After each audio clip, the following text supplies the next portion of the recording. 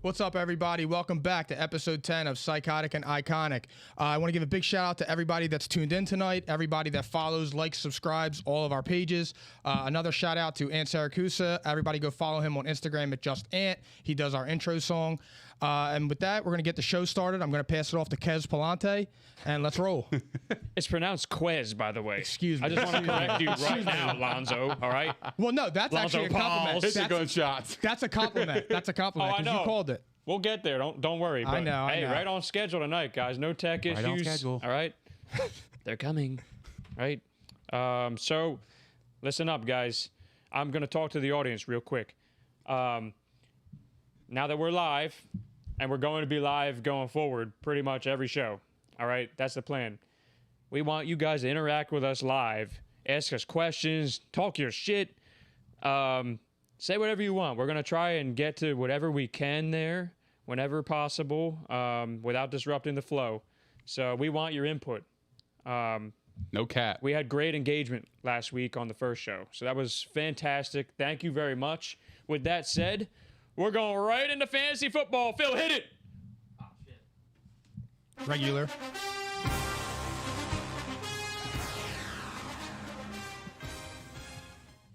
Testing Phil nice and early. All right, guys. We promised you this. Quarterback rankings. Top 10. 2021 season. Let's go right into it. I am going to pass it to you first, Nick. Okay. I want to hear your list.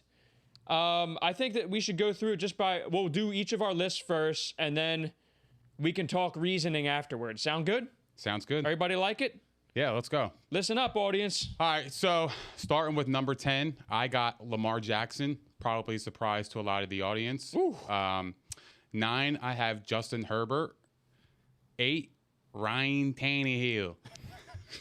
7, TB12. 6, Russell Wilson. 5, this is going to shock some people, Dak Prescott. 4, Aaron Rodgers. 3, Kyler Murray. 2, Josh Allen. And number 1, Patrick Mahomes. I just want to say one thing Bottom before I line. pass it to Mike. You should have seen the excitement when you said Dak. Just lit up. His face lit up. Oh, I know. I think he's a Cowboys fan now. A little bit. I think he is. I got my reasonings. Growth. So, But no, actually, it wasn't too much of a surprise. ESPN's got him at average 4 Really? overall. Yeah. But besides the point, let me hand it to you first, Mike. All right, at number 10, I have Ryan Tannehill. I'm actually surprised you had him in there. Mm-hmm. But number 9, I have Dak. Number 8, I have Justin Herbert. 7, I have Russ.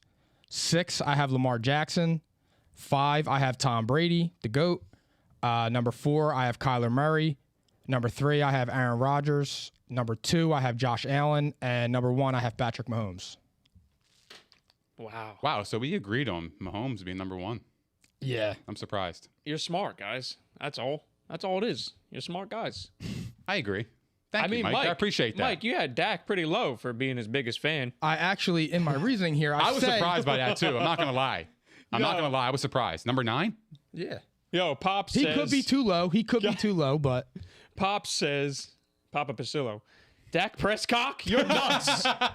You're nuts. I'm a little Amen, crazy. Pops. You're gonna Psychotic and iconic. Oh, wait. He's going to love my rankings. All right, I'm going right into it. Number 10. Sorry, Mike. Jalen Hurts. Listen up. 10, Jalen Hurts. 9, Ryan Tannehill. And he was a late addition, by the way. 8, Tom Brady, the GOAT. 7, Justin Herbert. 6, and this was maybe a late flip, by the way, Aaron Rodgers at 6. Lamar Jackson at 5.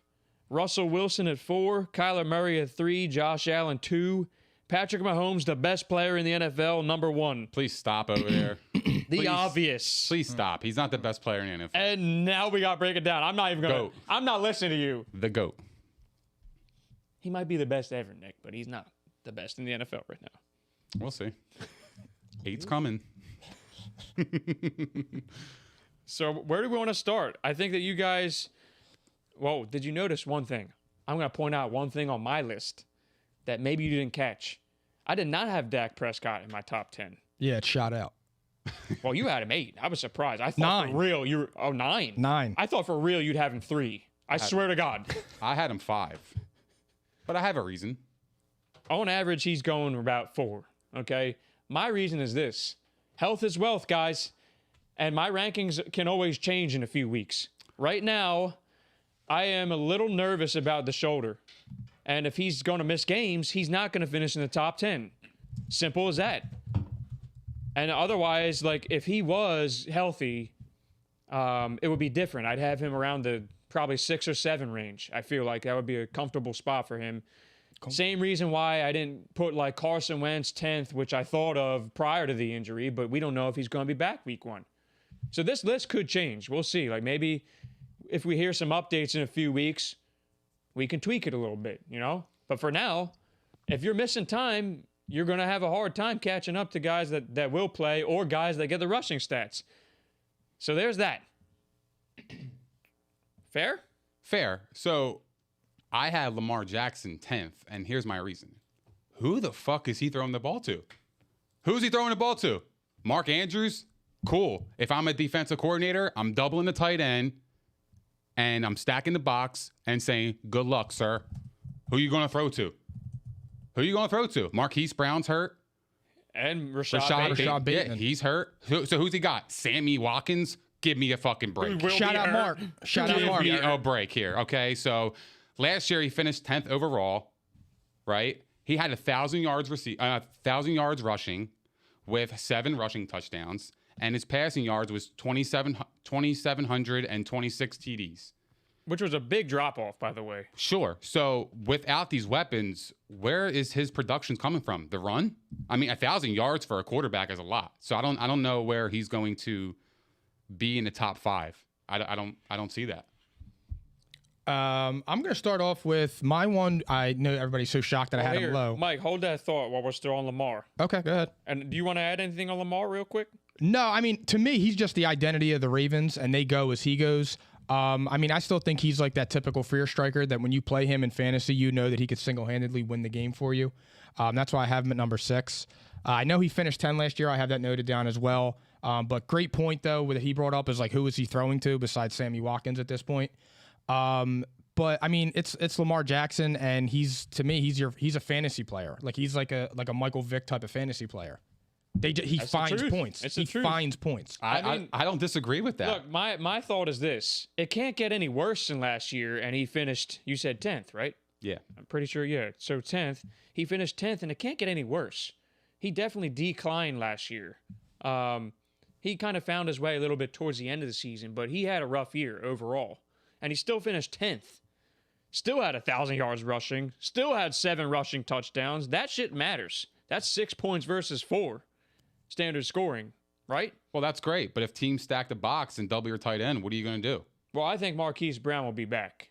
I don't think Rashad Bateman will be back until the end of September, which is a big loss. That's not being talked about enough, probably. But again, I mean, Marquise Brown is middle of pack wide receiver. He's not. I don't even know if I'm willing to say weapon. that. I think the whole team just experienced a drop off, and the offense needs to adjust. I think they will this year.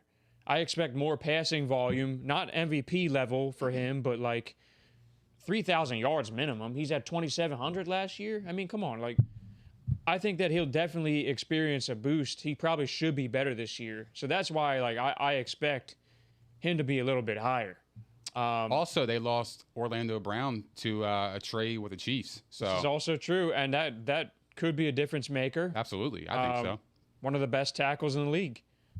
So, but just wanted to, point out that that it can't get any worse, and he was top 10 last year. Right. So he's got to be in the top 10. That's one thing. Right. It looks like all 3 of us know that. But Mike, go ahead. I didn't mean to cut you off. No big deal. So my thing with Dak is it was like you were saying, health is wealth. I don't know what's going on with his shoulder. I mean, I think he's going to be fine. And then the comment he made that he doesn't want to throw for 6,000 yards. He's looking for a more balanced attack. I probably do have him too low on the list, but I mean, we were just laughing about that right before the show. Like 6 through 10 were more difficult than 1 through 5 for me. But I just I don't know with him. I'm not there yet. I completely agree with you there. I mean, how could you not be concerned? He's not throwing. Like, he did throw the other day, but, you know, I still don't think that we're in the clear there. And I really Shannon don't. Sharp's, They're limiting his reps. Yeah, and Shannon Sharp said it perfect. He was like, you know, you don't just get an MRI for no reason. Like, oh, my arm feels great, but let me just get an MRI to make sure everything's okay. And my thought process kind of aligns against what he's saying. Like, sorry, Dak. What did I say to you guys last week? I think they're going to be throwing the hell out of the ball. It's Mike McCarthy, and I still don't think the defense did enough to upgrade. Do you know where Dak throwing finished? A lot? Do you know where Dak finished in 2019? Probably top 5. Second. So there you go. But that's the thing is, like, no one is questioning that he can or can't do it. I already said to you, if he was fully healthy and I could trust him to not miss any time right now, I'd have him probably around 6 or 7.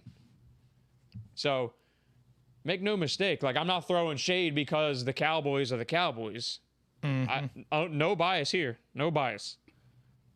But I really am concerned about that. And I said to you guys last week, they're going to be throwing a ton. I don't give a shit what anyone says. Like, that was their identity last year under the same head coach. He loves chucking the ball. Well, and I agree. I mean, they have 3 star wide receivers in Cooper, Gallup, and CeeDee Lamb. So they're going to utilize them. So it may not be 6,000-yard pace, but if you're expecting Dak to come away with 30 attempts a game, that's just kind of foolish, I think. I don't think that's going to happen at all. He's going to probably be higher than that on average. I mean, if he's thrown 50 times a game, per se, and they're playing from behind, what's going to happen to his shoulder?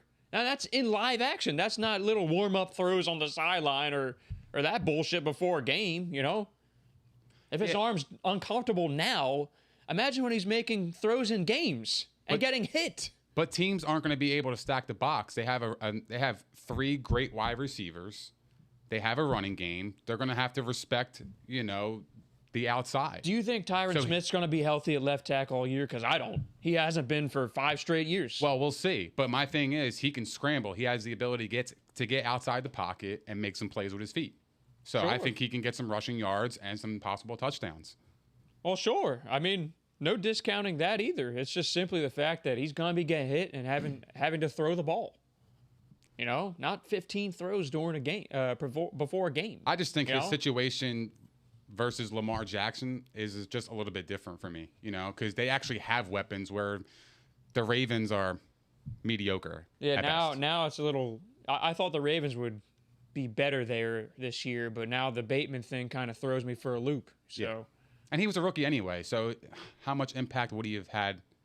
Anyways? I like him a lot. I think he's. Oh no, I do too, but he's still a rookie. You know what I mean? Yeah. Like, is he an EK Metcalf type? Especially missing time. Now I would be even more concerned because we don't know how quick he's going to transition. Right. So I agree. mean, that could be a problem. But Ryan Tannehill, guys. So all 3 of us had him in there. I did not have him in my top 10 before tonight. I literally changed that in the last few hours. So, I was between Tannehill and Stafford at number 10. I feel like he's getting overlooked a little bit. Well, a lot, to be honest. It's funny you say that, Mike. So Papa Pasillo, again, was just like, what about Matthew Stafford? I'm glad you just said that because... Dak is garbage, he said.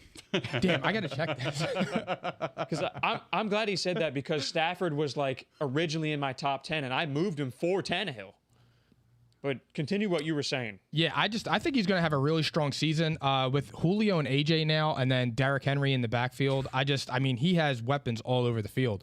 And it's going to be really hard to double team those guys. So I mean, like to me, I think he's going to be able to throw to guys that are in single coverage that can go up and get the ball. So I really do think he's going to have a good season. You're missing somebody though.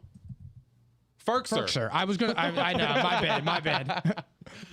You paused me for a minute. I'm like, who? And then I got you. But yeah, no, I look for him to have a really big season, you know, bearing any injuries or anything like that. But I think they're going to be bombs away. They're just stacked everywhere. And he gets some rushing production, which matters. I mean, I'm pretty sure he had 7 touchdowns on the ground. One sec. Yeah, he did. He had 7 touchdowns on the ground. I expect that to come down a little bit. Because he took a few from Derrick Henry last year. In crucial games, I was kind of pissed off, but because I had Derrick Henry in one league. But yeah, I mean, 33 touchdowns last season, 3,800 yards. Thank you. I expect an uptick there because this offense should be lethal. 3,800 yards? Like that seems kind of low. I think he'll be over 4,000 this year. Well, A.J. Brown missed some time last year too, And he missed some time, right? So and then you get Julio in addition to that. So the efficiencies would be like top notch. They're gonna be really good. And 9 might not be enough. Like I had him at 9. I don't know if that was enough. I almost put him over Tom Brady, but I was just like, I'll leave it alone because I think the Bucs are gonna throw the ball a ton. I would have walked out. The disrespect. Well, I mean, you like Tannehill. So wait, I noticed that you had Herbert over Brady. I did. Explain. Sure. Well, here, last year, Brady finished with 5 more points than Justin Herbert. Justin Herbert had 15 less throws on a worse team full of injuries with a shit offensive line, right?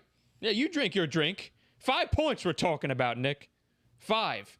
Justin Herbert revolutionized. I mean, he was just fantastic. Another guy who gets production on the ground. 5 touchdowns, 234 yards. You can't ignore it. And they're a lot better. I mean, we're going to talk about the Chargers in a little bit, but their offensive line is much improved, and they're healthy again. So give me one reason why I shouldn't think that. You ever hear of the... that was as a rookie. You ever hear of the sophomore slump? Teams have film on him now. You either got it or you don't. That's what I think. He's very good. He's very talented. I'm not taking it. That wasn't a gimmicky offense by any means. And guess what? It's a new offense. Anthony Lynn's gone. It's a new offense. So actually, the whole film thing goes out the window for me because you don't know what they're going to give you.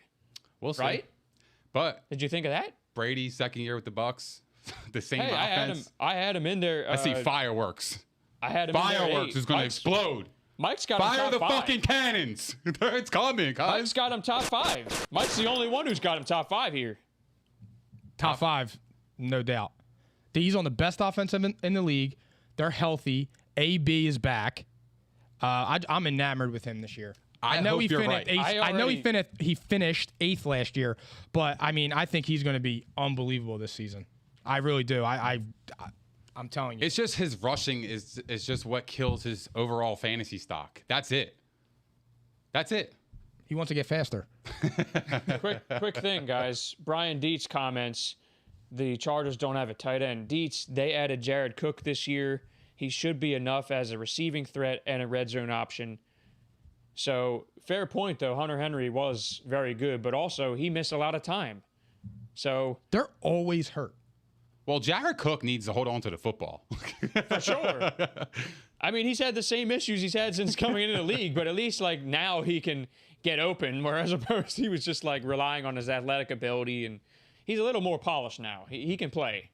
You know who I like on the Chargers? Mike Williams. If he can stay healthy, practice again. Yeah, he's got big playability. It's a shame. It's the same story every year. I mean, Keenan Allen is probably a top 5 receiver in the league. May not be. I mean, fantasy-wise, he's been up there, even with missing time. But as far as talent goes, he's absolutely in my top 5 without even thinking. He's going to be on the back end of that, but he's the best route runner in football. There's nobody better. I agree. Right? And he gets the red zone production. He's awesome. On those quick slants. Yeah, he gets about 100 yards. Always. 100 catches per year.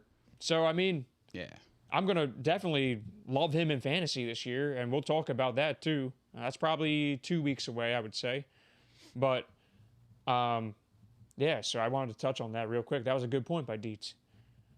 But Brady, though, yeah, I don't see how he doesn't throw damn near 40 touchdowns. I think that he might drop in touchdowns. I said this to you guys last week, I think, maybe 2 weeks ago. I see an uptick in yardage. I don't trust Leonard Fournette for one. I already told you that too. So I think this team, like, they're going to be full steam ahead. Super Bowl Lenny. I don't believe in him. Yeah. Super Bowl Lenny. Listen, and this is another thing. Off the record, I told you guys last week that I was Mr. Dalvin Cook. I said I was a Dalvin Cook preacher during that draft. The Eagles they were targeting him from what I believe. And the Vikings traded ahead of them 1 pick, and the Eagles got stuck with Sidney Jones. Revisionist history, but I was Dalvin over Fournette and McCaffrey, and I believe that I was correct to this day. McCaffrey definitely has improved, but I say Dalvin's better. I'm surprised we didn't take a backup quarterback instead. Got to show the backup. Yeah, we got to show the backup. That's a good lead into me having Jalen Hurts at 10 And yes, I was debating that too. Like I had a bunch of guys that could have gone 10. I can run through them real quick for you guys if you want. But I was considering Stafford at 10. I considered putting Dak there even with the issues he's having right now. Matt Ryan always has volume, but I think he'll have a drop-off this year a little bit. Who else? I mean, here's actually... I want to make one note here. If Justin Fields and Trey Lance play right away, they could sneak in there on the back end too. But that doesn't mean I was considering them. I just want to throw that out there for everybody. But Jalen Hurts, though, I don't want to give away too much here. And I just simply think that he might be underprojected right now with the rushing production. I think he's projected like 600 yards on the ground and maybe 6 or 7 touchdowns. I think he's going to be close to 1,000 yards on the ground. What? Yeah. Huh? I think so. Like Lamar Jackson numbers? No, not Lamar Jackson. I said close to 1,000, so like 900 maybe. 800 feels safe to me. I don't know. I feel like 600 is a pretty good number. Because I'm not so sure. Yeah, I mean, to me, if you're approaching 1,000, where you're in the 900 range, like you're running a lot. Yeah. You're running for your life. Yeah, that's a lot of yards. I'm trying to find what his rushing production was last year. Here, he had in 4 games, and he didn't even start all 4 of them. He had 357 rushing yards on 63 attempts with 3 touchdowns. That's in 4 games. That's a quarter of a season. Wait, he ran the ball 63 times in 4 games? Correct. Well, the Eagles blew last year. Well, that spells trouble for me because it's like he's more, susceptible to He's a smaller injury. guy in stature. Like I feel like he could be like, He's compact, though. yeah. My thought is he's not going to have the same. Like I feel like he's going to carry open himself volume. up to injury. Right. Well, I don't think he's going to have the same carry volume, but I think that I'm not so sure how developed he is as a passer yet. To be determined. I still think that he's the guy where he'll tuck and run after the first read. That's one thing I'm looking out for this year. If he can advance in the reads and progressions of the game, look out, because the production was there. Like the Arizona game, that was all around great, passing and rushing. If we see a lot of that during the season, I mean, he finished as a top 5 option in the last 4 weeks of the season. So to me, it's not even just like, I'm not saying he's a top 10 quarterback in the league. He's definitely not. But fantasy production, you can't ignore what he did in 3.5 games, essentially. It's also a different system, though. And that's after teams made adjustments to him, and he failed as a passer in the last 2 games. I did not like what I saw in those games, and he still finished as a top 5 fantasy option in those weeks. So to me, it's like a stat thing. I'm a stat guy. I saw the numbers, and if he can translate that over a full 17 game slate, that's the other thing. There's 17 games this year. I mean, if he manages to stay healthy with that rushing volume and just a slight uptick as a passer, how could he not be in the top 10? He will be higher than that. We'll find out. So, I mean, and I know I'm not the only one. It's a good point. It's a good point. Right? I mean, I can't argue with you on last year's production, but you got to understand, too, it's a new system. Which could be a good thing. Could be. I think it's going to be more. But it could be a bad thing. I think it's going to be a more quarterback-friendly system because they are going to run the ball a lot more this year. I can promise you that right now. I think Miles Sanders is going to have a huge year. But the offensive line's healthy, too. This is with a shit offensive line. He put up top 5 fantasy numbers. And thank heavens, Jason Peters is gone. Jason Peters just signed with the Chicago Bears. I'm sorry to hear that. He just committed a false start. Yeah, seriously. When he signed his contract. You know, it's a shame. Like, everyone is going to revisit, like, what he was recently for us and forget that he was maybe the best trade that the Eagles ever made in the history of their franchise. So I'm not gonna tolerate the disrespect. We know he's at the end of the line and he's collecting a paycheck, but he's still better than most. My Uncle Steve commented, Tom Brady has 1,043 rushing yards for his whole career. And 7 rings. And 7 rings is right. 8 is loading. Unbelievable. That's his favorite one. Dude, what the fuck? You weren't kidding. That's a new one. Shout out Uncle Steve. Appreciate it. Wait, I just caught up on one comment. I see Andrew John, I believe, says, Wentz wagon out there on the Oregon Trail. I guess he doesn't think he's coming back for week 1. But funny comment. That's your boy, Wentz. You'll see. If Wentz comes back for week 1, he's a dark horse for a top 10 finish. For now, I can't do that. He's a dark horse MVP candidate if he plays a full season. He's a dark horse to stay healthy. How about that? I'm not going to argue that this week. I can't. Bottom line, that shit. I hope his foot is good. I want that first rounder, okay? No comment.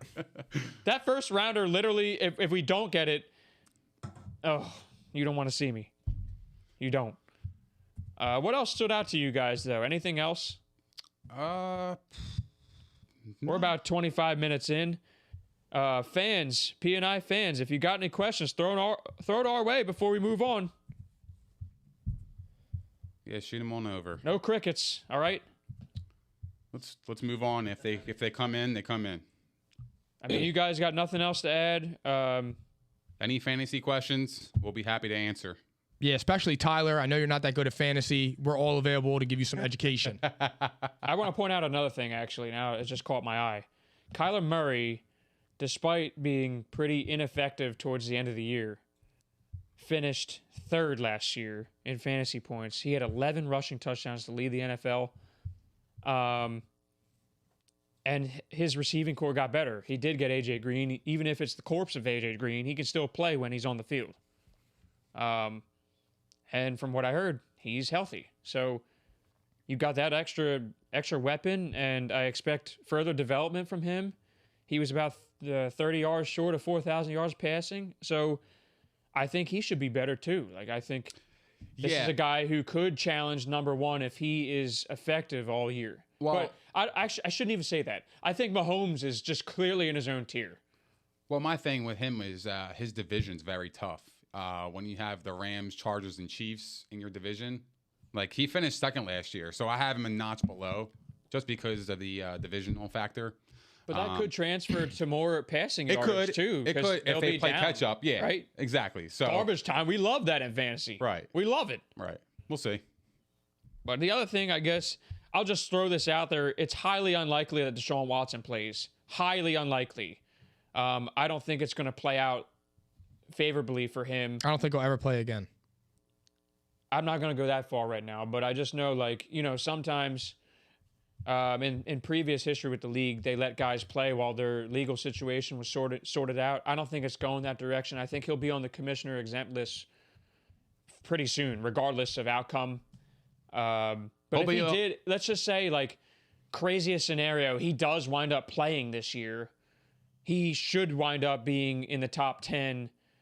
But again, he's lost some weapons. Houston sucks. So he'd be at the back of the top 10 for me. He'll be on the longest yard too. He was 5th last year in fantasy points. He might be. He might be playing for the prison team. Yeah, he's playing the guards. Next Adam Sandler, I guess. I'm looking at the comments one more time. Here we go. Papa Pasillo. Man, he's on fire. I love him. Do you see Trevor Lawrence sneaking into the top 10? I'll give you my answer. No. I'm not so sure how I feel about him as a player. He did look pretty good in the preseason game.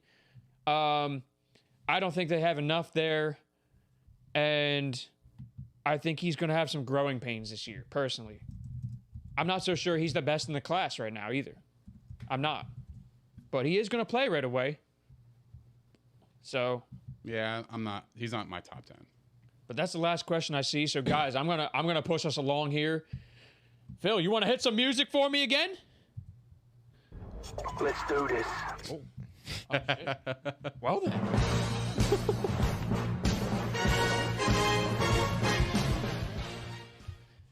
NFL Talk AFC West preview. Kansas City Chiefs, LA Chargers, Vegas Raiders, and the Denver Broncos. So the way we're going to break this down, guys, we're going to talk about who's winning the division. Pretty obvious. Any other playoff teams there? Maybe you might have some surprises. We might give some fantasy notes on players as we come across their names. We may not get to everybody. Continue to ask questions, audience. And we're gonna give a reality kind of spin as well. So let's go right into it. Let's talk about it. Let's talk about it. Let's Shit. talk about it. I'm challenging Phil, man. So we should probably start with the Chiefs, right? You guys want to start with the Chiefs? Yeah, let's start We're there. going to start with the bottom feeders. No, we can start with the Chiefs. Clear-cut Chiefs. division winner, right? Yeah, the Chiefs. Obvious. Yeah. No one's going to say Chargers or anything, right? You better not. No. I think they're going to be a force again. I got them representing the AFC. I think Patrick Mahomes is going to have a dominant year. I think he's hungry. I think he's coming back with a vengeance. I think he was embarrassed in that Super Bowl. And he's been talking a lot of shit lately. But I think they're going to be great. I think Edwards-Helaire is going to have a better year than he did last year because their offensive line's a lot better than it was last year. But that's, I mean, to me, that's pretty cut and dry. I don't really have much to say on them other than I just think they're going to be a force again. And like I said, I think they're coming back hungrier. I think Kelsey's going to be on a mission. I think all of them are. So. Yeah, I mean, I'm with you on that. I see the Chiefs being 13-4. I'll go AFC Championship game for now because I'm very intrigued about other teams. Like who? The Bills? Yes, You guys say- and are the you- Browns. Okay. Their defense with the addition of Javion Clowney along with Myles Garrett that could cause problems. But the Chiefs did add Joe Thuney in free agency from the Patriots. He was an All-Pro guard, and they traded for Orlando Brown and, with the Ravens. So they definitely revamped their offensive line, and I see their rushing attack being much better because I think he took a lot of hits last year. So I feel like they're going to protect him a lot more by running the football, and then he could pass all day. So. And real fast, fantasy sleeper this year that I actually think could hold a lot of value is McCole Hardman. I think he's going to take a step this year, and like you just said, they're bombs away to begin with, and his speed. I mean, when you see Patrick Mahomes throwing the guys, they're wide open. They're track to begin stars. with. Yeah, I think they really want him to succeed. I think that they're going to make an effort to get him involved early this year. I expect a lot more play action this year because I think the rushing game is going to be a little bit better. I think you can expect a safe rebound from Clyde Edwards-Helaire, who was good. I just think that maybe the expectations were a little high. Like, for instance, fantasy, he was going like 6 or 7 in the draft as a rookie. So I do expect that he will have a better season. And yeah, I actually kind of like McCole Hardman too. I'm happy you said that, Mike. But the biggest thing for me, the biggest storyline for the team, which Nick just referenced, was the offensive line. Major upgrades, and not only that, they have depth too. Like they still have Kyle Long. I don't even know if he's going to start. They have Laurent Duvernay-Tardif coming back. He took some time away to be a doctor during COVID. Shout out to him. That's pretty respectable because he had a hell of a year the year before. But they got Joe Thuney. They just got tons of depth. So they kind of seem like they learned from their mistake in the Super Bowl. The mistake was they had nothing behind their starters, and what happened in that game? got eaten The up. Bucs literally made the best player in the NFL look like shit. And he had moments where he was like spectacular, like just scrambling left and right, and he made that diving pass going to the right, almost completed, falling to the ground. He does that shit all the time, but to me, that is going to be the biggest difference maker. I think, off the top of my head, like we're going to touch on this in future episodes before the season. We're going to talk about, playoff expectations, maybe matchups, Super Bowl winners. But right now, I'm leaning towards them as my Super Bowl pick. And I think look out. Like Patrick Mahomes is talking shit now. Like he's angry. You can tell. This is a different monster this year. I've never seen him talk like this. He's got an air of confidence and like he's going to get after it this year. It's just really hard to go to back Super Bowl. It is, but guess what? I'm leaning towards a rematch right now, the way it stands. That's where I'm leaning. Bring that shit. But yeah, you are correct there, Nick. Defense probably should be slightly better than middle of the pack. Like that's something that we should keep an eye on, but the offense is just so stellar. They're must-see TV every single week. I agree. And they're going to be more balanced this year. I really do believe that. Like, I think they're going to be back to where they were 2 years ago. Just fucking dominating 24/7. So, you want to move on? Oh, shout out to Will. I was just reading that Wentz too. is god awful. Give me Big Dick Nick. Shout out Will. That's why there was just that awkward silence for a minute because I was reading that. He has always said that though. He says, "Where's He's smart." He says, "Where's Ben Palante?" I told him you're in Australia. No, I know he's trolling me, and I know that. It's okay. I love this guy. I saw another comment I wanted to point out from a few minutes ago. Hold on one sec. It was Danny Dietz. He says the only MVP that Carson Wentz is going to be his most valuable pastor. I like that. Will, if you had to give a top fan badge to one person, who would it be? I would give it to Will. Like, he literally... I'm going just God so you for guys, I need you guys to know something, since he just trolled me, okay? He literally just goes on Facebook and trolls on the team pages, and he has that top fan badge. So, like, he talks this shit. It's the funniest shit ever. So I encourage him to troll. We need the collab. He says... And then he says it's Pepsi sponsoring the show. Look, labels out, my friends. You want to help us out? Go ahead. Reach out to Pepsi for us. I don't see your candidate, Nick. Come on now. I know. Those cards are pretty, though. Well, how about Poland Spring? So there you go. What is that, Starbucks? At least water's healthy. Starbucks. Phil's got a Coke. Yeah. But I don't see any questions here, so I'm going to push us along. The Chiefs are an obvious top pick. So we're going to go into the Chargers. Very interesting team. I think I want Mike to take this one first. All right, cool. So I think the Chargers are going to be pretty good this year. I think they can make a little bit of noise, and I think they're going to be in the running to making the playoffs. I think they'll be somewhere around 11 wins. I think Allen, Williams, and Eckler can all be big fantasy threats. My issue with them is they always have a ton of injuries. Always. It's crazy. So, they have the same medical staff as the Eagles. They're like the Eagles West. I was just about to say that. So, but, I mean, like, it's tough. Like, Justin Jackson's been in the league for 3 years, and he's only played 29 games. Northwestern shout-out. So it's like it's hard to judge them on that. But I mean, I think they're going to be pretty. I really do. I like them this year. I think Herbert's going to progress. I think he's going to have that offense airing out because he has the arm to push it down the field, which should open up opportunities for Eckler underneath with what you call it, like play actions, RPOs, and things like that. So I really do look for them to take a big step if they could stay healthy. Nick? Yeah, I'm with you. I got I the agree, Chargers at 10-7, a fringe playoff team, probably 7th seed maybe. They're just so hard to evaluate because of injuries as well. I like Mike Williams. I'm really big on Austin Eckler this year. In 8 games with Herbert, he has 63 targets. I think that's a lot of volume. That's 8 targets a game. And, you know, if he could run the football, then he could be a really, you know, a top fantasy back this year. So if he could stay healthy, I could see a bounce back year for him. But I just think the Chargers have a lot of talent. So I see them as a fringe playoff team. But, you know, we'll see. We'll see how Herbert does in second year with film. I'm going to give you a concrete answer to this because you guys seem like you're, you know, trending towards playoffs. You're on the fence a little bit. They're absolutely making the playoffs this year. Okay? You putting your stamp on it? Guarantee it. You putting your stamp on it? You know what? Put a stamp on it. All right. You want to sound an alarm? I don't think it's necessary. Noted. Yeah, we're going to have to note this one. No alarm needed, right? No. Because it's a fair take. They were 7-9 last year.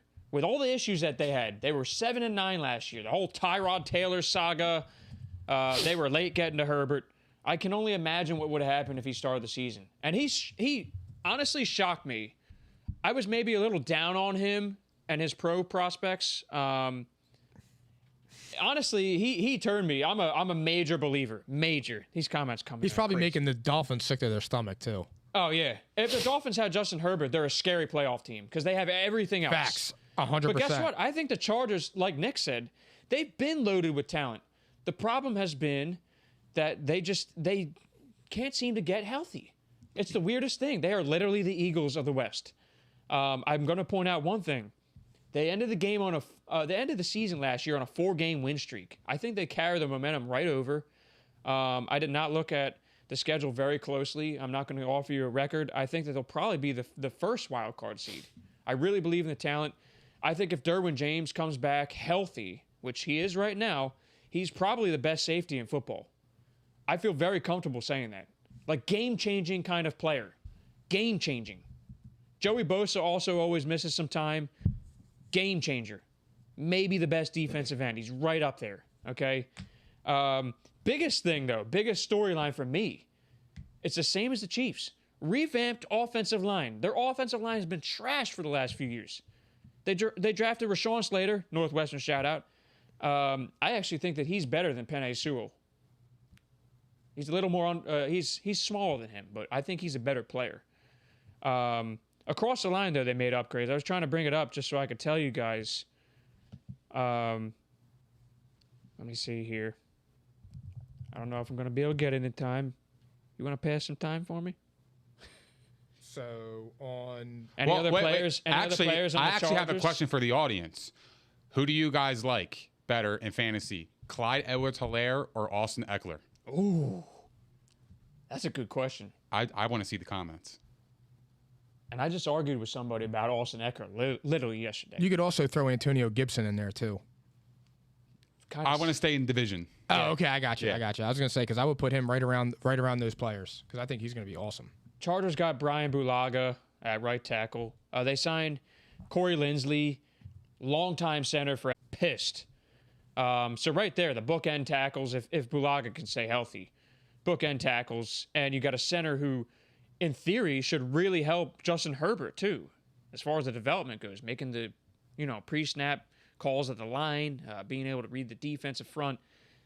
Like, that does not get talked about enough in football in general. And the thing That's is, too, a with huge Herbert, deal. Herbert can get himself out of trouble. He's got a rocket arm. He's Yeah. mobile. Yeah, I was gonna say he's mobile.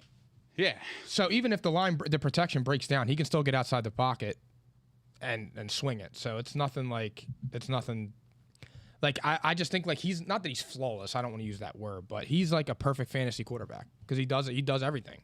Yeah, his sports cards are going for like thousands of dollars right now. I missed think the boat. that's a stupid investment. I think it's dumb. A second-year player, he's got like probably 13 more years. You want to see some more? That's all you just wanna see more? Absolutely. I'm not going to drop $2,000 to for a second-year player. I'm not doing that. Yeah, I think that's a little high for me too. Repeat the question. Clyde Edwards-Helaire or Austin Eckler for PPR fantasy football? I want to see hear some you guys. answers. I want to hear you guys. P&I audience, let's see some answers. Dietz, this is a good question. Dietz says, last year 11-5 was the minimum to make the playoffs in the AFC. What is it this year? Probably 11-6. I mean, because keep in mind, 17-game season, so probably 11.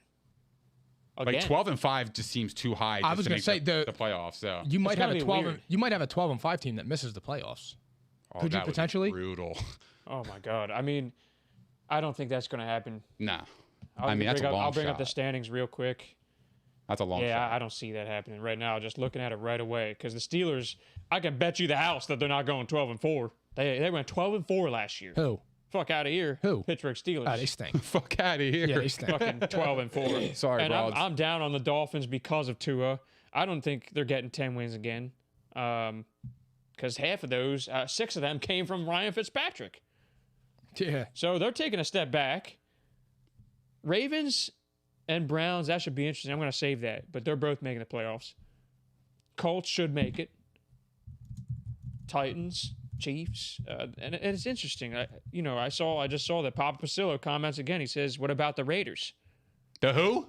What? The Raiders. All right, let's stay They in went division. 8-8. Let's talk about the Raiders right now. Yeah. Yeah, go we ahead. could go right into it. I don't like the Chargers, though. I don't see the Raiders being any type of relevancy here. I got them fourth in that division. I'll be honest. Yeah, I got them 4th in division. I got them being 6-11 ish.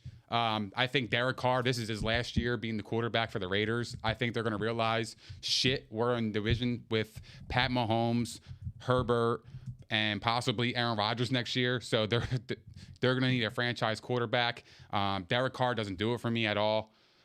I just don't see, where they're going to be relevant. Yeah, and I'm actually Their not defense is poor. I'm not a believer in Gruden either. I like Gruden as a coach. I don't like. He just doesn't do It's it for me. Mayock that I have a problem with. Well, he stinks too. Exactly. I don't think Well, Gruden's a bad coach. I want to say one thing about Mike Mayock. It's weird for me because I think he was a phenomenal draft analyst. And I don't think that he's made, it's the first rounders that are bothering me during his tenure. Like Alex Leatherwood should not have been a first round pick. It was a stretch again this year. That's what I'm talking Yeah, it about. was a And, I stretch. mean, the year before, Cleveland Farrell, top 3. No. Like, he just took his favorite guy, is what it was. And he's not a bad player. It's just that he's clearly not top 3 in that draft. They could have traded back and got him. And there were other tackles on the board that were better than Leatherwood. Right. So, like, I think he's better after round 1. And the thing is, like, it's weird. It's weird that they completely cast away their offensive line. They literally reconstructed their entire offensive line. That offensive line is a theme in this division. It's weird, but like their offensive line was gutted. They got rid of everybody. So I expect a step back right there. How are you keeping, like, even though Derek Carr is better than, let's say, Drew Lock and Teddy Bridgewater of Denver, that kind of makes me feel a little bit better about the Raiders there. Their defense is still trash. The offensive line is trash. So I could see the their Broncos, wide receivers are all underachievers. like, I originally was thinking, all right, Raiders will be 3rd again, but as I'm sitting here talking to you about it, I kind of feel like the Broncos will be better because they were also an injured team. They get Von Miller back, and it's just quarterback with them. And we can kind of talk about them hand in hand right now if you guys want. Yeah, I mean, well, for fantasy, for the Raiders, I really like Henry Ruggs. I think he's got the burners. He's very fast. He's going to be boom or bust, though. Like, he'll be a guy that maybe you could start him in a plus matchup, but I wouldn't draft him. You know who's a sleeper? Depends on your league size. I was just about to say. Hunter Renfrow. I actually like Brian Edwards a little bit. PPR, you saying? PPR? Yeah, the catch volume. I mean, he was starting to come on a little bit. Yeah. he's a Darren solid Waller, player. though, Darren Waller, who knows if he might be able to challenge for number 1. I got Kelsey there again. Sure. But Darren Waller, just the coming out party, it already happened. So you're going to have to pay a premium to get him now. He's a freak of nature. Yeah, he's a beast. I'm down on Josh Jacobs this year. Me I've too. been Addition down of on him. Kenyon Drake. I don't know. I feel like Jacobs has just been kind of injury prone a little bit. He has a per nagging. se. I had him last Yeah, year. He has a nagging injury from preseason game 4 through the year. Yeah, I'm not. All I'm not year. on I'll him. tell you this, too. Even though, I'm down on him, too. I was down on him last year when everyone was high on him. I was really high. Like, on him. I think he's actually a good player. This is just like a fantasy versus reality thing. I think now that the offensive line being where it is and the team probably taking a step back, they're going to be throwing more garbage time and shit. And Kenyon Drake doesn't matter to me at all. No. I think he's scrub central. Yeah. And he's Yeah, kind no, of he's- done. He's a nice receiving weapon out of the backfield occasionally. He is not an efficient runner.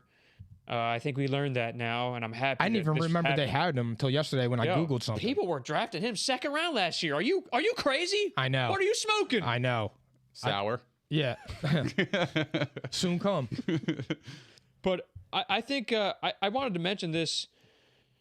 I wanted to mention one thing. I just saw my Chargers notes again. The Austin Eckler in the 1st, 2nd round crowd, you're also crazy to me. Because I saw things where they're going to be more of a timeshare. And they got 3 guys they want to use. Just wanted to throw that out there. Quick fantasy note. And also, I don't trust him to stay healthy.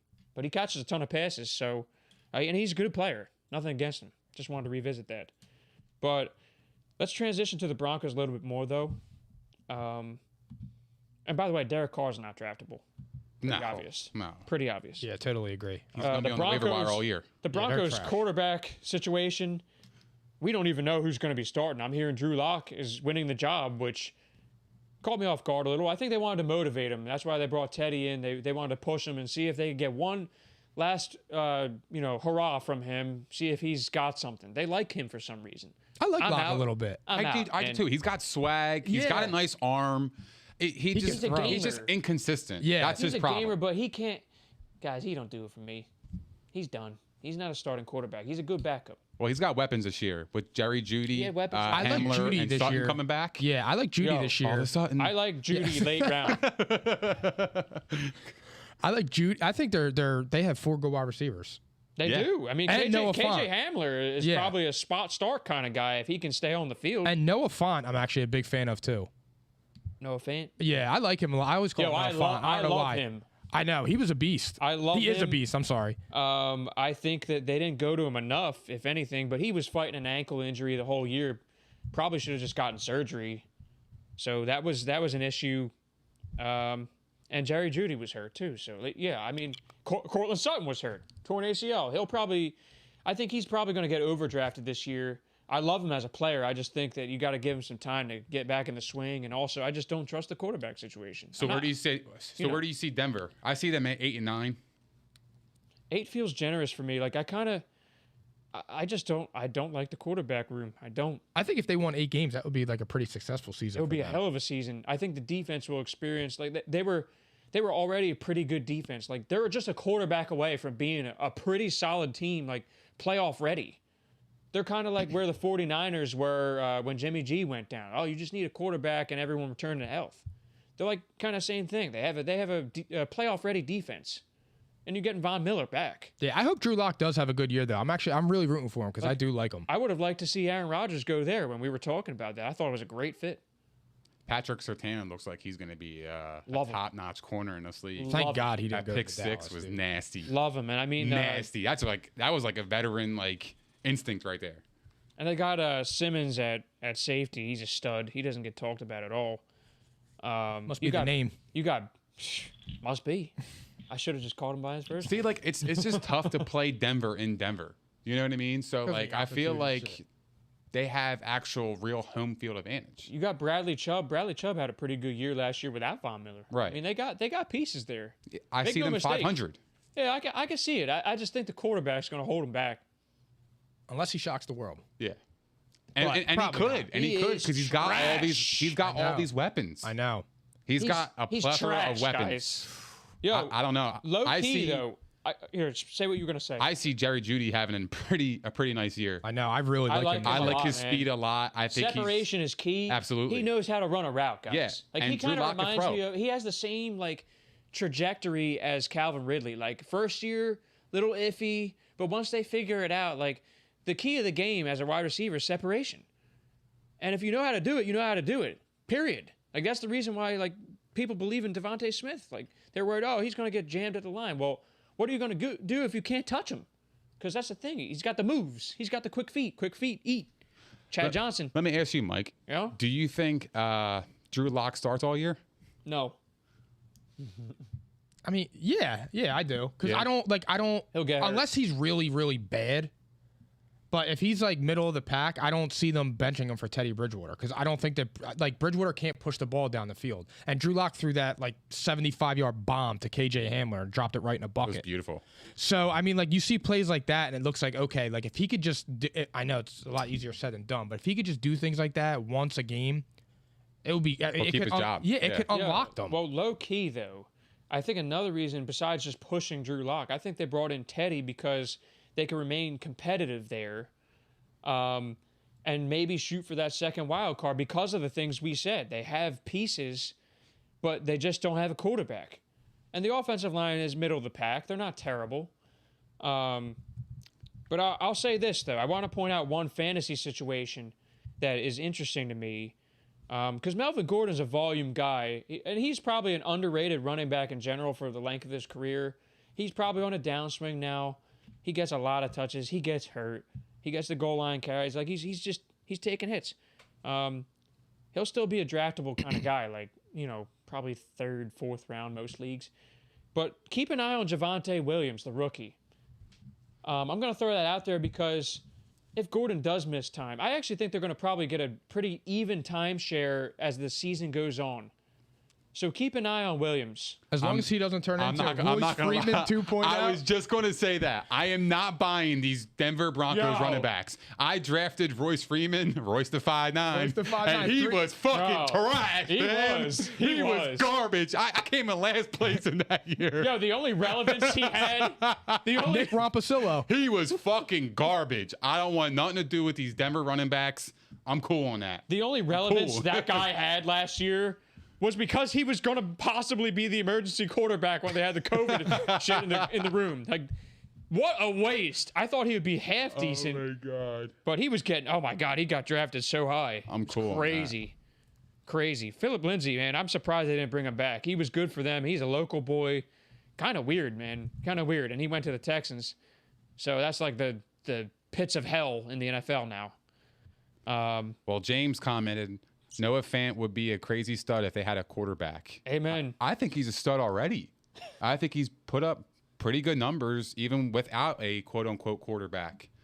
So I think he's a top fantasy option as well for tight end. I could see him top 10. Well, you know what? Back Oh, then, no doubt. listen, I was He was drafting- ninth last year with no drafting quarterback. him super late. Like I was able to get him as my.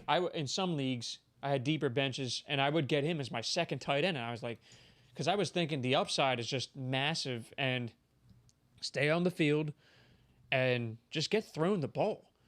And I really did think he was going to take off. I think the ankle was an issue last year. I really do. He was playing through something he should have gotten operated on. So he should be top 10 for me, guys. Like he's going to be in my top 10 when we go through those rankings. And I'm thinking that's going to probably be on our Wednesday night show, the live stream on Wednesday this week. We'll talk about that in a little bit. But that's probably where we're going. We're going to do top 10 tight ends next show. So we'll talk about that a little more. Other than that, this is another point. I see, I'm going to point out one more thing. James Provito. Imagine if Denver had a good QB. What a shame. That's what we're saying, James. They got everything there. Rodgers is going Aaron there next Rodgers. year. I mean, look, it worked for Peyton.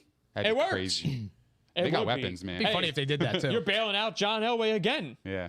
because he builds a great roster except a quarterback. You would think he would know by now how to draft a quarterback. Although he got Brock Osweiler a lot of money. Brock. He went to the hellhole though. The don't Texans. I don't They're an talk about it. embarrassment. Here, let me to the tell you NFL. one thing. They're Brock poop. Osweiler was trash. Oh no, yeah. I know. But I'm like- just saying. John Elway No, got but I him know. paid. I'm just like, oh, That's because teams actually had film on him, and then that was it. I just don't It think was he was it ever for him. good. Didn't he lose his job to Tom Savage Yeah. or like T.J. Yates or something like that? yeah. Yeah. One of those two. Yeah, or one of those both. two, yeah. All the above. Tom Fucking Savage. waste, dude. What If a name, though. Listen, Tom Savage. if I was That's a 6'8", fire-ass oh name. my I know God. a Tom that's a savage. So, other than that, guys, I think I'm comfortable. Moving on, I think that this division's pretty clear cut. Yeah. Sound good? You got any extra comments? No. I don't see any comments coming in from our platforms. So, we're going to go into sports cards. Let's go. Phil, play something, man. Let's get hype. I don't got anything for that. Call a spade a spade. Whoa, fuck.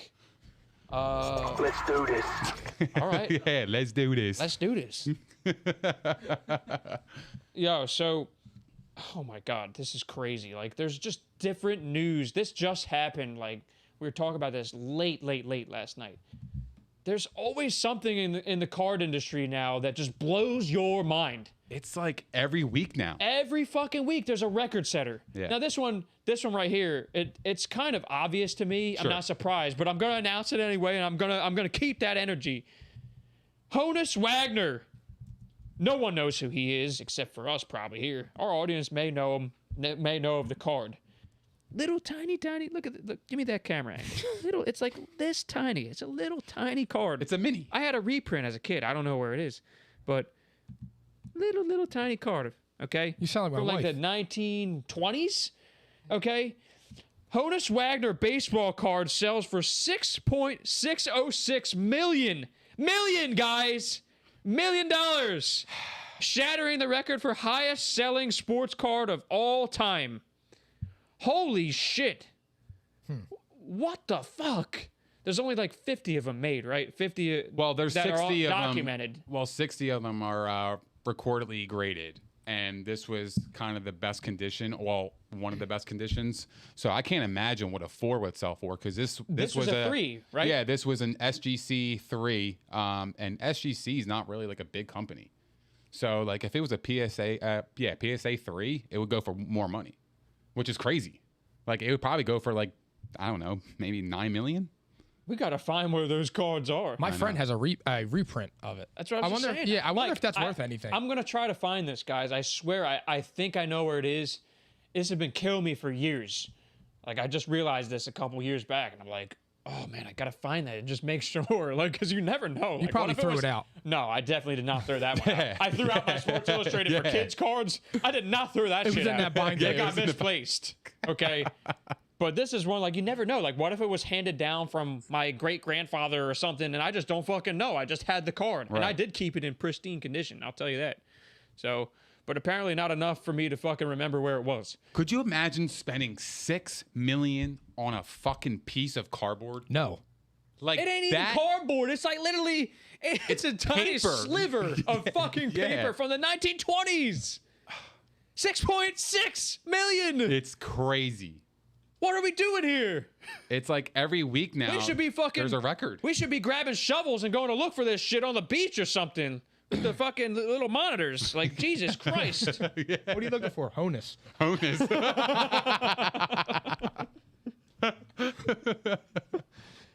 So, Oh my God. P&I fans, if you think you might have had this card, you ought to go check. Yeah. Oh my God. Better check Because every some inch of the your house. reprints, I think, even if they were like perfect condition reprints, weren't they selling for a G or something? I mean, there's probably some But I value there. because I saw some where you can get them for less than $10, and obviously they can't possibly be in good condition. No. I don't know. This one was graded too. That my friend Joe This has. one was Oh, I'm gonna ask him Oh, to the send me a reprint? picture of it tomorrow. Yeah. Yeah, you. I Gotta, forget what it's graded at. You got to ask that question. I will tomorrow. But I'm gonna push us along again. We got a few announcements. I'm gonna let Nick take it away with this one. Yeah, so P&I First one. just dropped a sports car video. We ripped open a 2020 Select Football Blaster Mega Box, so please check it out. It's available on our YouTube channel. As promised, we did As promise that promised. last week. And we're going to be doing more of that content as well. Me and Polidor are going to do a box war, so be on the lookout for that. And You got the Wildwood show. yeah, the coming Wildwood up. show is coming up this Saturday. I'll be going down there, filming some more content. The video will drop Monday morning. So yeah, I mean, the Wildwood Sports Card Show is actually on Friday at 3 p.m. to 9 p.m. at the Wildwood Sports Card Show convention. And it's on Saturday at 10 a.m. to 9 p.m. and Sunday 10 a.m. to 5 p.m. So hopefully somebody goes and, I'm going to be there Saturday. I got things to do on Friday and Sunday, but Saturday I will be making an appearance with me and Phil. So hopefully, we'll see you guys there. And Nick, there's give us this one. This is a new card show announcement that Yeah. you gotta give us a quick brief on it. Give me so there's a real quick. new show at the Valley Forge Casino Resort on September 24th through the 26th, and there's a couple guests coming, and those names are pretty legendary. Ron Jaworski, Randall Cunningham, Donovan McNabb, Michael Vick. There's a couple Phillies players like Mitch Williams going to be there, Placido Polanco. I have his autograph on a hat. Yeah. We'll be there. We'll be there for that. Yeah, we'll definitely be there. Also, you got to get your tickets on their website. I think tickets are now available. Today they finally dropped, so go check them out. So I know we're going to be there. P&I is going to be there. So we hope to see you there. Thanks, Nick. And guys, you got to see Nick's video. Okay, you have to see it. it's great. Check out our YouTube channel. It's great. I can't wait to do more of them. Phil, give me a real Gonna quick. bust your ass in that box war Give me too. some. You'll see. Give me some bang bang. I love Phil. busting your box. Whoa, Yo, bang, easy there. whoa, hey, yo, whoa, Three-pointer. whoa, fan. Bang! It's good. Wins the game at the buzzer. This for real. This quick hitters has to be bang fucking bang. All right. Hold on, I'm still recovering from what he just said here. No, Sam. we can't. No, we're we going into can't. this. We can't. Oh my God. You're crazy. You guys are fucking crazy. All right. I think you're crazy. Quick Eagles observations. We have to be quick on this. We're running out of time here. Mike mentioned Quez Palante at the beginning of the show. Mike, I think we should have bet on that, and I think that you should give me some props here. What do you I think? gave you props when I called you Quez Palante. Well, I called you Kez, but it's Quez. Now, look, I mean, I was saying, guys, look out because you Every can't time- teach speed. Every time I shit on a player, a report comes out of camp that he goes crazy. Jalen Rieger makes one of the best catches I ever seen. Quez Watkins looks like the best wide receiver in the NFL. I don't understand it. So I'm just going to keep shitting on them, and hopefully they'll be good this year. Just do it. Yeah. And you can direct it at me however you want. But all I'm Yeah. saying is He was impressive. When Listen. Watkins scored that touchdown, I literally tweeted at you the laughing emoji I'm because watching I the literally game. think of you every time. I'm just staring at the screen, and I'm like, did this really just happen? listen. I was happy, but I'm like, did this really just happen? And then it started with, is Joe Flacco going to take Jalen Hurts' job? oh my God. And I'm like- we're not talking about that. I'm No like, fucking way. I'm like, here we go. Oh my God. He did look pretty good though. But I have to say though, I expect at this point, now that he got first team reps, Like it was probably a battle between Watkins and Travis Fulgham. I think Watkins has to win this job now. And when Darius Slay says that, man, look out for this guy, and Jalen Hurts said, man, the secret is no longer a secret.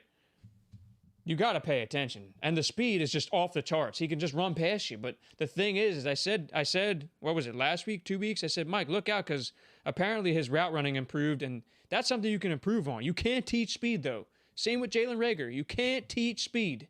He had if 2 they drops. put it together, they'll put it together. I heard he had a monster catch against the Patriots in practice. I also heard that the Eagles were dominating the Patriots on both sides of the ball in their joint practice. That's what I heard. Don't know if there's any truth to it, but Jalen Hurts also got some love. I'm going to point this out to you guys. A couple comments. Well, hold on. Before we ahead. go there, Go do you ahead. have Watkins as the Eagles' number 2 wide receiver? Yes. See, Well, my when I only say number question. 2, I say he's lining up outside.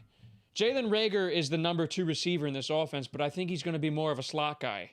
That's a better fit for his skill set right now. I would think he's better served on the bench role. Watch, he's gonna make a one-handed catch next preseason game. I'm doing that because I want to watch him on Thursday. I want to say it now. Thank you for motivating him. He needs Yes. it. Yeah. He listens to P&I. Oh, he needed that. He probably does, for real. Like, for real. He listens to Twitter. But comment I just read earlier today, the Eagles teammates are saying that Jalen Hurts is, quote, undoubtedly viewed as a franchise quarterback in the locker room. They love him. They think he's legit. So stay tuned. Let's hope. Stay tuned. We hope so. All right. Other quick note, Devontae Smith was back, full practice. Great news. Yep. I hope he plays Thursday. I'm I excited don't know. to That see might him. be rushed. He won't. I'm going to throw out one other thing. Even though I've heard that Zach Ertz has had a phenomenal camp, and he may actually be sticking around. This is no joke. Like, this is what I heard. You got to give some love to Tyree Jackson. Like, for real, they might have discovered a gem here, converting him from quarterback to tight end. He's got the athletic skills. I think he could be. He kind of reminds me of a young Jimmy Graham.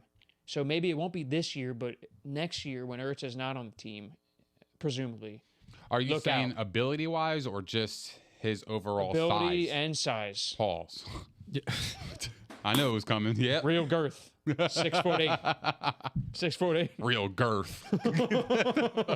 You had to go the extra step. Yeah, man. Sorry. You guys were loading us up with that today, so shit, pause there. Yeah, yeah. Do you know what I mean? Move on. Yeah, please. And Andre Dillard's out for a few weeks. I think they were probably trying to just hope that he had trade value, but Jordan Mailata is clear cut And he can better sing. player, and he can sing, he can play, he can do anything. So he's starting at left tackle. Milton Jackson looked good. The 3rd round pick that was highly criticized. Zach McPherson, who was getting a lot of camp buzz at corner. Decent performance first game. We'll see. Keep an eye on more position battles with Sweat and Barnett. They both look pretty good. Sweat looks like he might have a breakout. Javon Hargrave is getting some love. And Isaac Seumalo's back. So the offensive line is back in full. Big note, guys. All right, that's enough with the Eagles. But Dougie P is at another practice. That's our next announcement. He was with the Colts, chatting it up, buddy with Frank Reich and Carson Wentz. We might have to uncover that a little bit in the future, but I think based on comments that I've heard, Rob Mahdi's one of them, who always said that they never had beef. They never had beef. And Doug said all this shit about Carson, seeing him, and he was completely, the bigger person and just a mature person about it. Hey, we had 5 great years, even though it ended poorly. I still love you and think the world of you. And he said all these things publicly. I'm happy to see that. Yeah, because it was guys like Howie the Weasel. Yeah. It was never Doug and Carson. Right. It was never that. And somehow it got portrayed as that. But it was always Howie Roseman. I really want him to succeed. I want Well, look, Carson it's to either the succeed. GM or the head coach. Who's going to get the blame? Yeah, always. Yeah, scapegoat. Exactly. It's the boss of the boss. Yep. Another quick hitter Regular. here. Yo, NBA talk. I'll just ask you this real quick. The Clips just traded Patrick Beverly and Rajon Rondo and some other scrub for Eric Bledsoe. That was awful. I have I agree, that Mike. does not make sense. I don't understand that. You lost your Puzzling. you lost 2 edge guys, somebody that could control the game. I think Bledsoe's washed up. And I think so too. He's been washed up. Yeah, for a couple it years makes no now. sense because I mean, Beverly especially, like you just lost that edge in the playoffs where I think the Clippers defense was dominating in the playoffs. And that was like where they got that's where the run started for them, was the defense. And Beverly coming off the bench was great. Yeah. Because Reggie Jackson ascended a little bit. And Rondo can come in and be a ball handler too. And now you have you were able to bring in what's his face, Pat Bev, and he could play his role, which is just hard ass defense. He can exert all his energy. He's a guy that you want on your team. Yeah, 100. I mean, here's the thing. I don't like what he did to Chris Paul. But I'm just saying, like, aside from that, he's somebody, like, he's like a... he's a better player at this stage. He's a nag. He's a better fit for them. Yeah. I don't understand it. Yuck. Well, do you think he traded them because his teammates lost respect because he did that? I think that did play into... I think part of that played into with the front office, not the teammates. I don't know about that. But they probably think they could get some offensive value out of Bledsoe, and I just don't see it anymore. It didn't move the needle for me. No. I'm with you. Josh Hart is back with the Pelicans on a 3-year deal, $38 million. He was a restricted free agent. We mentioned him. Mike mentioned him on the show. We were saying we would love to have him on the team for the Sixers, but that's a wash. That was probably a good move for the Pelicans. Marcus Smart just got fucking wild. He got a max extension, 4 years, $78 million from the Celtics. Like, good role player, but are you fucking kidding me? Yeah, that's crazy. Are you kidding me? I'm not even going to give that some time. I just want to throw that to the audience. That's just crazy. Wait, what was his contract? 4 years, $78 million. Marcus Smart. That's not smart. That's not. That's horrible. Brad Stevens, he's being a blowhard right there, loving one of his guys. Yeah, but it's kind of like on the lines of the Lonzo contract, right? All right, right. It is. Who would you rather have? Lonzo, for sure. Sure. Wow. Mike, I'm I already so happy. told you. I know. I think he's a good player. I was worried though for a second. I thought you were gonna say Marcus Smart, but no, I would definitely take Lonzo Ball. Oh my god. Yeah, in a minute, dude. I mean, Marcus Smart is like the most irrationally confident 3-point shooter I've ever seen. Unbelievable. Shoot your shot, fam. Yo, forget that. Jake Arrieta gets cut by the Cubs. I had to mention this so that we can troll him a little bit. Gets cut by the Cubs and signs a minor league deal with the Padres. Reason I wanted to mention this, though, also with the Padres, is they're kind of sliding a little bit. If the Phillies, with their upcoming series, I mean, they have some weak teams on the schedule. They might catch them in the wild card. We got to sweep. They're only six. There's 5 games back in the wild card from the Padres, and they might beat the Padres head to head. They're playing them coming up. So I wanted to point that out, though. He just gave up 4 runs since you mentioned him. Good luck for him. For real, though, if he's starting games for the Padres in this postseason run leading up to October, we have nothing to worry about. Thank you, because you're going to fuck up and miss the playoffs. This is crazy. I can't believe they're in this position. Last thing, we have to give another shout out. This is the last thing of the night. We talked about Carly Lloyd for a second last week. Got to give love to the women, right? Carly Lloyd announces her retirement from the international team and the pro league she's in. She's played for 12 years. I have to point this out, guys. Second most capped player in world history. She played 312 games for the international team. Legend. She's 39 years old. Like, this is amazing. I was wondering how long she was going to play. 128 goals. 4th most in U.S. national history. One of 2 Americans to win the FIFA Women's Player of the Year award twice. Mia Hamm was the only other one. And she tied Mia Hamm in hat tricks with 8. Also a record. 2 World Cups. 2 Olympic gold medals. Whew. Breathe. Amazing. South Jersey's finest. What a story, guys. What a story. Yeah, absolutely. USA! USA! USA! For real. Carly Lloyd, shout out. Round of applause. Absolutely. Give love to the women. Absolutely. All right? That's it for tonight, though, guys. Thanks again for tuning in on the live stream. Nick, take it away. Thank you guys for hanging out with us. We appreciate all the comments, the love, support. We will be back here Wednesday night, so we'll see you then. Also, don't forget to like, subscribe, and hit the notification bell. Give us a follow on Instagram, Twitter, and Facebook, and we'll see you guys Wednesday night.